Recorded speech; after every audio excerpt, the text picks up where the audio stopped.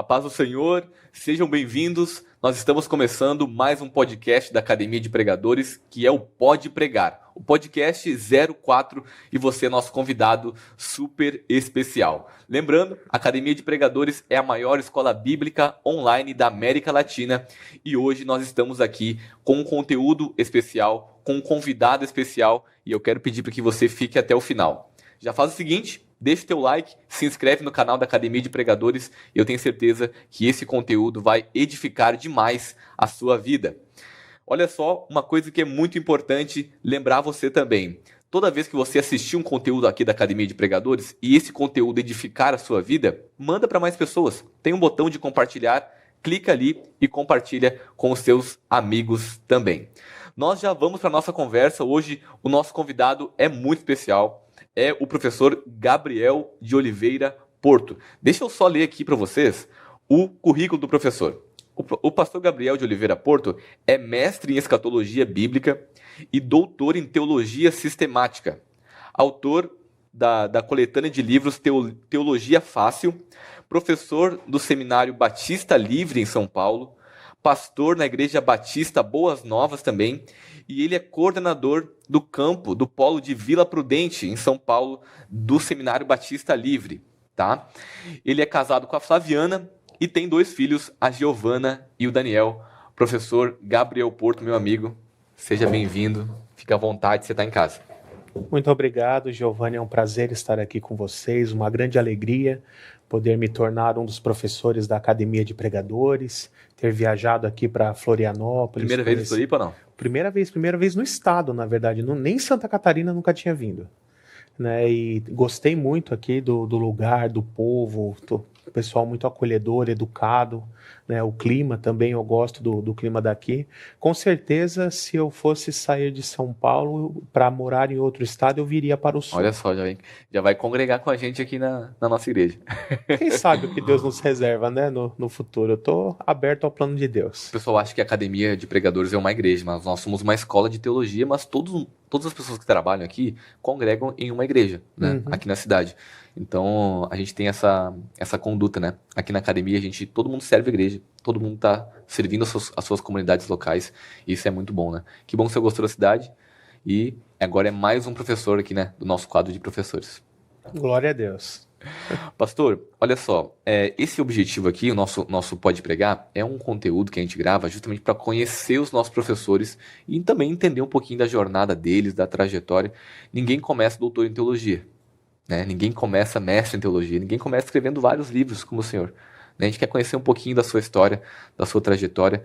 Eu acredito que essa conversa aqui pode edificar muitas e muitas pessoas. Então eu queria que você ficasse bem à vontade mesmo. Nós já conversamos bastante no nosso antes de nós entrarmos aqui para gravar, né? Então eu queria que o senhor ficasse bem à vontade mesmo. Queria que o senhor começasse falando sobre os seus livros. O professor, ele tem 4 livros aqui que ele trouxe, tá? Que é a coletânea, né? O Teologia Fácil. Ele vai explicar um pouquinho desses livros para que os nossos alunos entendam também o seu material. Professor, pode ficar à vontade. Ok. Então, na sequência de livros, o volume 1 é esse aqui, o Entenda a Trindade.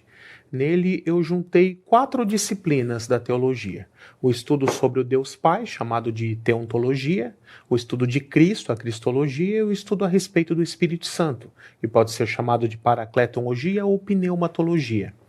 E também a doutrina da Trindade, toda a história, desde o desenvolvimento histórico na patrística, até os concílios que foram feitos, os credos desenvolvidos nesse sentido, ensinando toda a doutrina da Trindade de uma forma bem completa.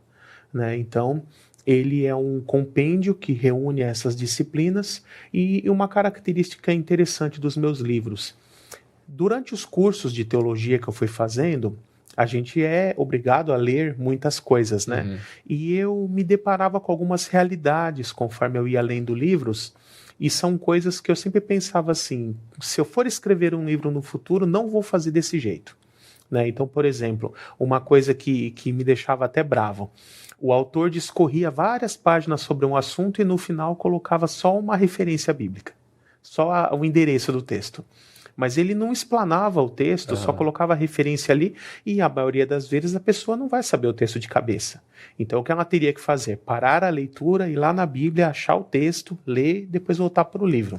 O senhor disse que Né? que ele escrevia, mas usava textos bíblicos, mas não colocava referência. Isso. Né? Ou nem usava? Claro, usava, né? Usava, mas ele colocava assim só a referência no finalzinho, mas não transcrevia o texto. Ah, entendi. Né? Então, na prática, depois de fazer isso umas 4, 5 vezes, o que o estudante acaba fazendo? Ele para de ler os textos bíblicos, ele só vai lendo o texto corrido.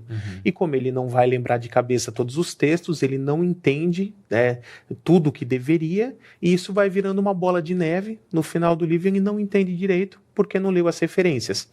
Então, uma coisa que eu sempre quis fazer no meu material: todos os textos bíblicos que a pessoa precisa ler para entender o conteúdo, eu já transcrevo na íntegra no próprio livro, na própria sequência do livro. Então ele vai ler o livro e vai ler os textos também. Exatamente. Então eu estou explicando um texto, por exemplo, a divindade de Cristo. E aí eu explico um pouquinho e já falo: a esse respeito a Bíblia menciona em tal texto, segue o texto.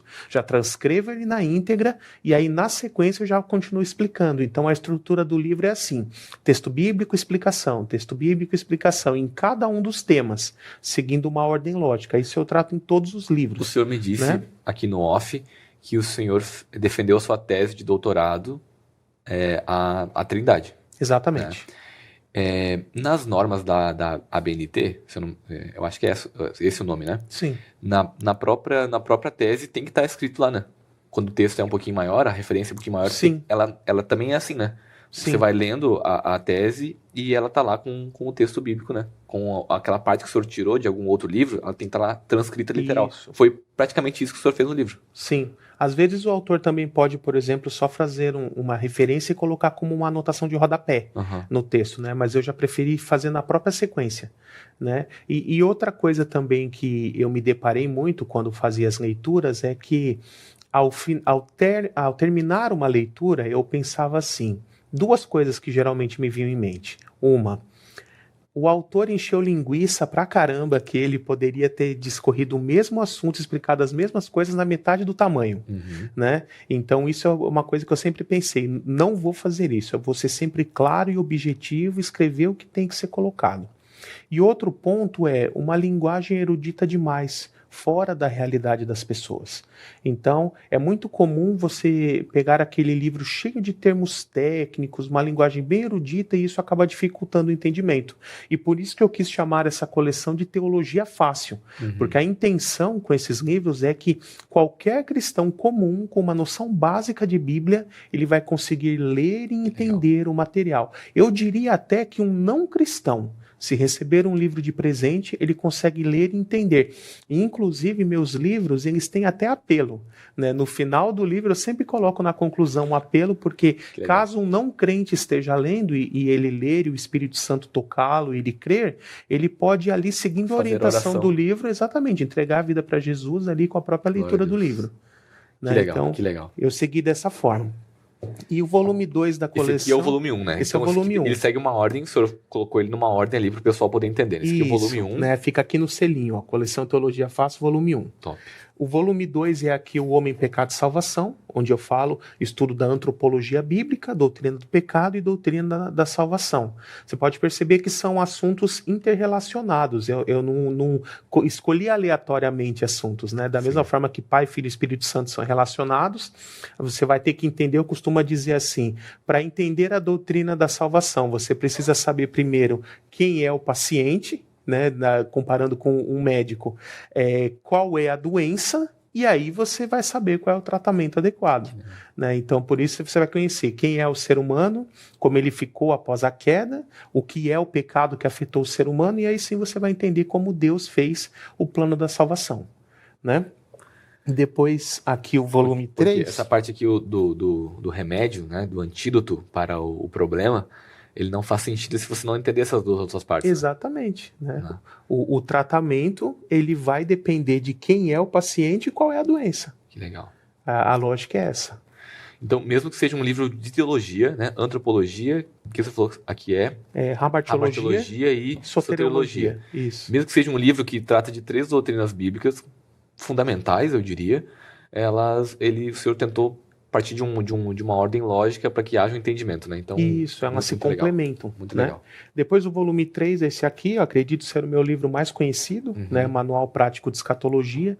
Então, tudo sobre profecias, fim dos tempos, o plano de Deus para a história, como será o futuro. Eu já coloquei também interpretação bíblica, interpretação de simbologias, falam sobre as alianças divinas que Deus faz no decorrer da história da humanidade, as dispensações, enfim, é um desenvolvimento de todo o plano de Deus para a história, né? Esse livro de escatologia é um assunto que geralmente causa muitas dúvidas. Sim. O senhor indica esse livro para quem está começando?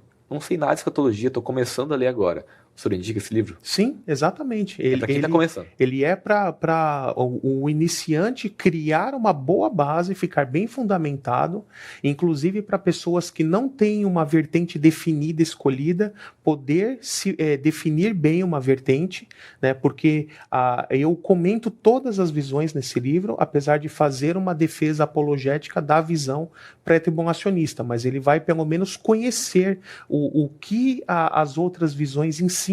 Né? E aí eu coloco aqui textos que vão ser pontos fracos ou contradições bíblicas dessas outras visões, mostrando o porquê, no meu entendimento, o pré-tribulacionismo é a visão mais coerente. Que é a mesma coisa que eu faço aqui na doutrina da salvação. Eu também eu explico calvinismo e arminianismo, mas também faço uma defesa apologética do arminianismo, né? Explicando porque eu entendo que ela é a visão mais bíblica e mais coerente. Entendi. Né? Então, isso aqui o pessoal conhece bastante e é legal porque ele trata um panorama bem completo. Eu vou ali desde a criação, Antigo Testamento, o desenvolvimento do plano de Deus na história, desde quando Deus vai fazendo as alianças ali com Abraão, depois com o povo de Israel, com Davi, passo pelas profecias de Daniel, e aí que eu vou no Novo Testamento, aí eu pego o sermão profético de Jesus, explico também o que ocorre após a morte, né, para onde vai o salvo, para onde vai o perdido quando morre. Isso é um assunto que o pessoal tem muitas dúvidas, e aí já vou falando, tribulação, milênio, eventos de transição, termina o livro no Novo Céu e Nova Terra mesmo. Coisa boa. Né? Então deixa eu só mostrar aqui, então, esse aqui é o livro, então, para quem gosta de escatologia, quem quer começar a aprender, Giovanni, eu quero aprender, eu não sei nada, o que é pré-tribulacionismo, o que é tribulacionismo, o que é tribulação, não entendo nada sobre isso. Esse aqui é o livro que vai te ajudar.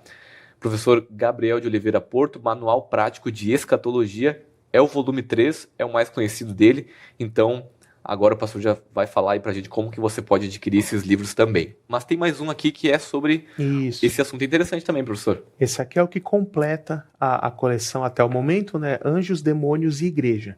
Então, são as disciplinas que faltavam ali para completar a teologia sistemática, né? E aí eu tratei tanto dos anjos bons quanto dos anjos caídos, né? Em módulos separados ali dentro do livro, e depois um compêndio completo de doutrina da igreja, onde eu vou falar desde as profecias do Antigo Testamento relacionadas à igreja.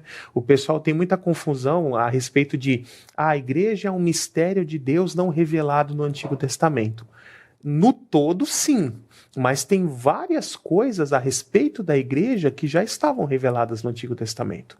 Por exemplo, que a salvação iria alcançar os gentios, que o Messias seria morto, que o Messias ressuscitaria, né, que quando o Messias viesse, Deus concretizaria uma nova aliança.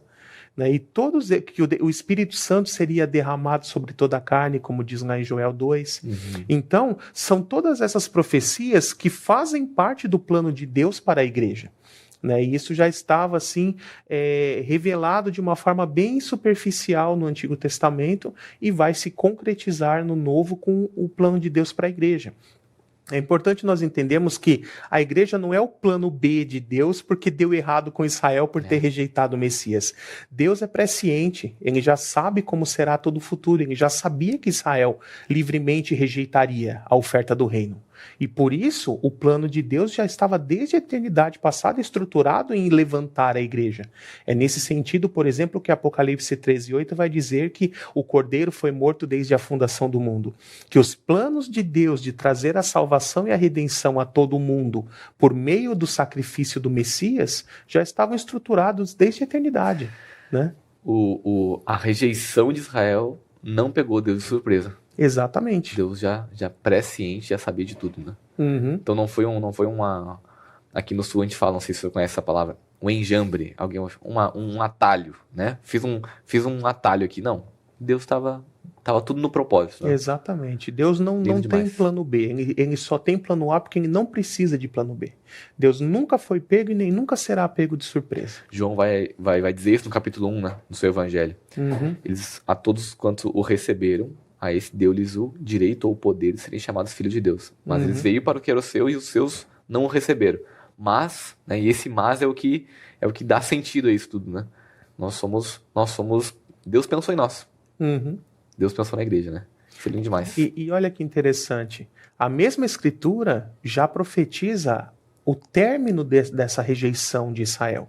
E que no futuro Israel irá se converter e aceitar Jesus como o Messias. A gente vê isso, por exemplo, em Romanos 11, Zacarias 12, Zacarias 14. O próprio texto de Jeremias 31 da Nova Aliança, ele fala: farei uma nova aliança com a casa de Israel e a casa de Judá.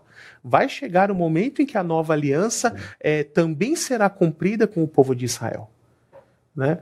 E tudo isso você poderá ver aqui nesse livro, entre várias outras questões aí. Meu Deus, esse aqui tá... É o box do estudante de teologia, né? Tem que ter na sua biblioteca aí, ó. Anjos e Demônios e Igreja, Manual Prático de Escatologia, Homem, Pecado e Salvação e Entenda a Trindade. Professor, como que faz para adquirir esses livros? Fala pra gente. Existem alguns sites que vendem, mas você também pode adquirir diretamente comigo. Né? Eu costumo deixar o meu número de WhatsApp e aí basta que a pessoa me mande um WhatsApp dizendo que está interessada, eu passo para ela o meu Pix, ela vai me transferir o valor e eu mesmo preparo o pacote e mando para ela por correio. Professor, que legal, tá? Parabéns pelo seu material, acho que isso aqui é muito importante para a igreja, né?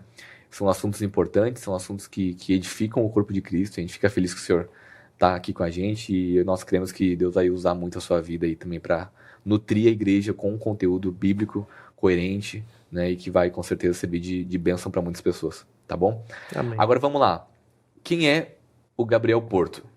Quem é o professor Gabriel de Oliveira Porto? Eu sei que o senhor não começou no doutorado, não começou no mestrado.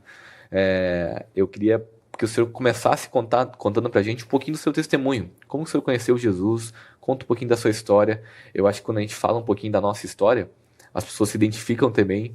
E lembrar, né, que a gente ninguém começa de cima. Hoje é bom olhar para o professor Gabriel Porto e ver um homem que conhece de Bíblia, conhece as Escrituras Sagradas, tem livros publicados, mas ninguém começa dessa forma. E eu queria que o senhor contasse um pouquinho de como o senhor conheceu Jesus, como é que é essa sua trajetória. Fala pra gente, professor. Eu costumo dizer, né? Eu acho muito bonito quando eu encontro pessoas que me falam assim: eu sou de família evangélica há 3, 4 gerações, ou então a pessoa fala: o berço evangélico. Isso, eu sou a 3ª geração de pastores da minha família, a 4ª geração. Aí quando a pessoa fala isso, eu falo assim: eu sou vira-lata, eu não tenho pedigree, né? Meu nome não estava na lista. Mas assim, eu não nasci em berço evangélico. A minha mãe ela se converteu quando eu tinha 5 anos de idade. Né? Eu tenho só uma irmã mais velha. E eu sou um jovem comum. Eu cresci em bairro de periferia. Até os 18, 19 anos eu morei no bairro do Jardim Ângela, em São Paulo. É um bairro muito conhecido por ter muitas comunidades, problemas com violência, enfim. Estudei em escolas públicas, tanto no ensino fundamental quanto no ensino médio, né? Tive uma infância, uma adolescência bem humilde, né? Então, para vocês terem uma ideia, assim, eu comecei a trabalhar cedo, com 12 anos, para vocês terem uma ideia, eu tinha um colega que comprou, o pai dele comprou alguns equipamentos de fazer picolé. E aí, de segunda a sexta, eu sabia onde tinha feira em cada rua do bairro, da região. Todo dia de manhã eu ia lá, pegava uma quantidade de picolés e ia vender na feira. Enchia um isoporzinho, ia vender na feira para conseguir um dinheirinho para poder comprar alguma coisinha para mim. Né? Isso já com 12 anos. 12 anos. Né? Então, um adolescente, né? Sim. Um adolescente. Já comecei a trabalhar desde cedo, né? E desde os 5 anos de idade, minha mãe sempre levando a gente na igreja, colocando a gente nos caminhos do Senhor, mas o meu pai nunca se converteu. né? Meu pai e minha mãe orou anos e anos por ele. E meu pai era uma pessoa muito complicada. Ele foi um homem cheio de vícios, tinha problemas com bebida, cigarro, outras drogas, viciado em jogos de azar, fazia apostas, né? Uma pessoa extremamente promíscua, Sim. né? Então, ele trabalhou muitos anos na antiga Ford, ali em São Bernardo do Campo, ficava ali a montadora. Ele fazia o turno da noite. Então a gente sabe, já estava acostumado, quem saía 2h30 do serviço da manhã. E ele recebia uma sexta-feira sim, uma não, né, o salário. A gente já estava acostumado que na sexta-feira que ele recebesse, ele não ia voltar para casa. Né? Ele passava o final de semana inteiro em bares, em casas de jogos, em casas de prostituição, gastava todo o salário dele, não ajudava em nada em casa. Minha mãe, como professora de escola pública, teve que sempre fazer jornada dupla, eu diria tripla, né? Porque dupla na escola e depois a terceira jornada em casa, chegar e limpar a casa, fazer comida, dos filhos. Cuidar dos filhos, exatamente. Então foi uma jornada bem dura para minha mãe, isso daí, criar os filhos sozinha na prática, né? E além disso, meu pai é uma pessoa muito violenta. Várias vezes eu vi ele bater na minha mãe. Algumas vezes minha mãe até foi para o hospital devido a agressões. Eu também fui agredido várias vezes na infância, assim, sem motivo nenhum, simplesmente porque meu pai chegava bêbado, endemoniado talvez, e queria sair batendo em todo mundo, né? E até por 2 vezes, pelo menos, a gente teve que pedir asilo na casa do pastor, porque meu pai chegava bêbado, endemoniado, falando que ia matar todo mundo, se matar, depois botar fogo na casa. E a gente saía fugido, depois tinha que esperar chamar a polícia, voltar lá com a polícia para poder entrar na casa de novo, né? Então foi uma infância muito complicada. Mas chegou um momento na minha vida em que, conhecendo um pouco mais a palavra, eu tive que escolher. Eu vou seguir esse exemplo do meu pai, e assim, não era um caso isolado, meu pai. Todos os meus tios eram desse jeito também, os irmãos dele, o meu avô, as gerações anteriores, vinha de uma tradição até, vou dizer assim, negativa, né? De ser pessoas desse jeito. E quando eu cresci um pouco mais, eu fui confrontado com isso. Eu vou seguir esse exemplo do meu pai ou eu vou seguir o que a palavra me ensina? Né? E graças a Deus, a minha mãe sempre se esforçou para nos levar na igreja, para que nós fôssemos ensinados nos caminhos do Senhor.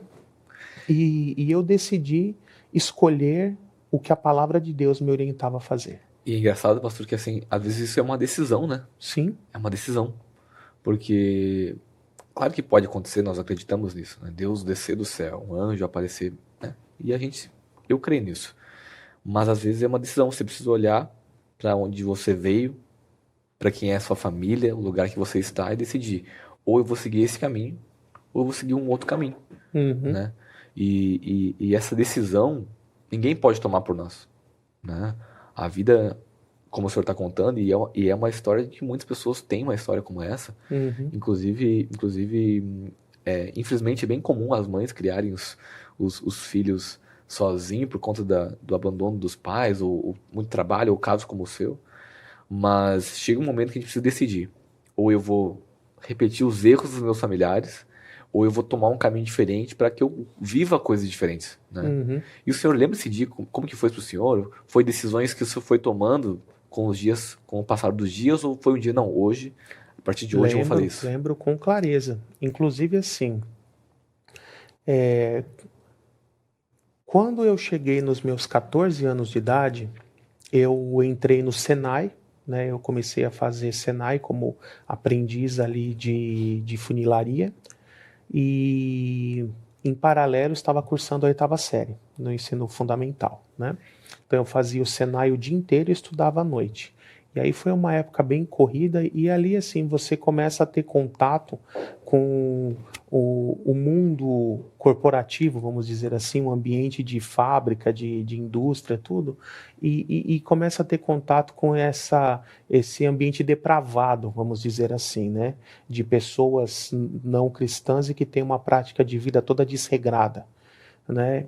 E aí, quando eu cheguei nos 14 anos assim e comecei a vivenciar isso, a primeira coisa que me veio na cabeça, essa fé da cristã de ir na igreja, eu sigo porque realmente eu creio, ou é a religião da minha mãe que eu estou seguindo em obediência a ela? Né? Me veio esse confronto na mente, esse tempo de questionamento. E aí a primeira coisa que eu pensei, eu falei assim, eu não quero seguir só porque é a religião da minha mãe e ela me leva na igreja. Eu quero eu decidir se eu creio nisso ou não. E aí eu falei para minha mãe assim, mãe, eu quero ficar um tempo sem ir na igreja. Né? A igreja ficava na mesma rua de onde eu morava. E aí, assim, eu lembro até hoje, no domingo à noite, ela ia para a igreja com a minha irmã. A minha mãe não se levantou contra isso, ela respeitou a minha decisão. Eu expliquei para ela o motivo. E ela ia na igreja e eu ficava em casa, né? Aí aquela história, no primeiro domingo eu assisti o Faustão, no segundo de novo, no terceiro eu já não aguentava mais o Faustão. Então o que eu comecei a fazer? Quando o pessoal saía... Que idade o senhor tinha aí? Porque 14 anos. É uma decisão, é uma decisão madura para alguém de 14 anos, né, professor? Sim, mas é Imagina. aquilo que eu falei, eu fui forçado a amadurecer muito rápido, por causa da ausência do pai, Sim. as limitações financeiras, até o lugar que eu cresci, um lugar muito perigoso. Para você ter uma ideia, eu com 10 anos, eu já tomava ônibus sozinho para ir para Santo André fazer aula de natação gratuita no Sesc. Que eu tinha lá era quase 1 hora de viagem de ônibus. Né? Eu, com 8, 9 anos, eu já voltava da escola sozinho, porque de manhã eu ia junto com a minha mãe, ela ia trabalhar, depois ela ficava o dia inteiro trabalhando, terminava ali por volta da hora do almoço, o meu horário de escola, não tinha ninguém para me buscar. Né? A minha irmã estava estudando também, então com 8, 9 anos eu já voltava sozinho de casa, já tinha chave de casa, voltava, abria o portão, entrava. O senhor foi jogado assim para um amadurecimento rápido, né? Sim. As coisas que aconteceram na sua vida levou o senhor para amadurecer rápido, né? E aí o que eu comecei a fazer? A minha mãe e a minha irmã iam para a igreja, eu ficava sozinho na sala de casa lendo a Bíblia. Eu abri a Bíblia, comecei a ler, porque eu nunca tinha tido essa experiência de começar a ler a Bíblia por conta própria. Tudo que eu sabia de vida cristã era o que eu ouvia em pregações. Infelizmente, como a grande maioria dos cristãos ainda hoje, né? E se o pregador acaba cometendo um deslize ensinando errado, a pessoa aprende errado e assume aquilo como verdade e vai disseminando ainda o ensino errado. Né? Mas aí eu comecei a ler a Bíblia, comecei lá lendo Mateus, do Novo Testamento, Mateus, Marcos, Lucas, João. Quando chegou em Romanos, o livro de Romanos me impactou muito. Né? Então eu fui realmente entender o Evangelho lendo o livro de Romanos. E aí quando chegou naquela parte de Romanos 10, verso 9 e 10, o que diz ali que se você confessar com seus lábios que Jesus é o Senhor e crer que Deus o ressuscitou dentre os mortos, você será salvo. Naquele momento eu criei. E aí, sozinho, na sala da minha casa, eu me ajoelhei, fiz uma oração entregando a vida para Jesus. Já congregava na igreja há muitos anos, mas ainda não tinha tomado essa decisão. E é interessante isso porque eu já era batizado. Eu tinha sido batizado aos 12 anos. Nas águas. Nas águas. Só que por obediência à fé da minha mãe. Mas né? não tinha crido com o coração. Exatamente. Então, eu entreguei a vida para Jesus e na hora ali senti o Espírito Santo descendo sobre mim, fazendo morada, eu sendo transformado. E aí, quando minha mãe e minha irmã chegam em casa, que terminou o culto, elas voltam para casa, eu fui contar para elas. Falando, mãe, eu entreguei a vida para Jesus, eu entendi agora o que é o Evangelho, entreguei a vida para Jesus. Ela, como assim, filho? Você já é batizado? Aí eu falei, não, mas eu ainda não tinha nascido de novo. E agora eu nasci. Né? E foi assim, com convicção mesmo. Né? Eu lembro certinho desse dia,